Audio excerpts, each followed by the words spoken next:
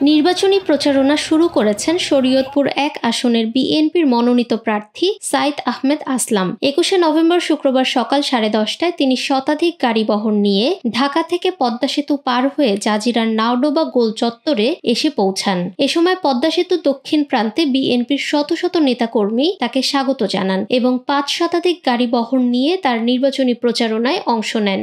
এ সময় উপস্থিত ছিলেন জেলা বিএনপির সহসভাপতি আব্দুল মান্নান মাতবর, মোফাজ্জল ফকির, সাংগঠনিক সম্পাদক মাহবুব আলম তালুকদার, সদর উপজেলা বিএনপির সভাপতি সিরাজুল হক মোল্লা সহ আরো অনেকে। আপনারা মনে করেন না সেই রাজনীতি এখন আর আছে? বর্তমান রাজনীতি জবাবদিহিতার রাজনীতি। বর্তমান রাজনীতি কোনো প্রতিহিংসার রাজনীতি নয়। আমরা কারোর সাথে কোনো প্রতিহিংসার রাজনীতি করব না।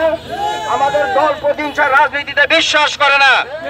আমাদের তারেক রহমান এক কথা বলে দিয়েছেন, সবাইকে নিয়ে বাঁচতে হবে, সবাইকে নিয়ে চলতে হবে এবং সবাই আমাদের ভাই, সবাইকে আমাদের ভালোবাসা দিয়ে অর্জন করতে হবে।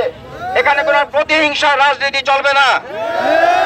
এবং সেই হিসাবে আপনারা যে যেখানে আছেন সবাইকে আপন করে নেবেন, সবাইকে ভাই বলে নেবেন এবং সবাইকে এক হয়ে ধানের শীষে জয়লাভ করার জন্য আপনারা প্রত্যেকের ঘরে ঘরে দুর্গ করে তোলেন।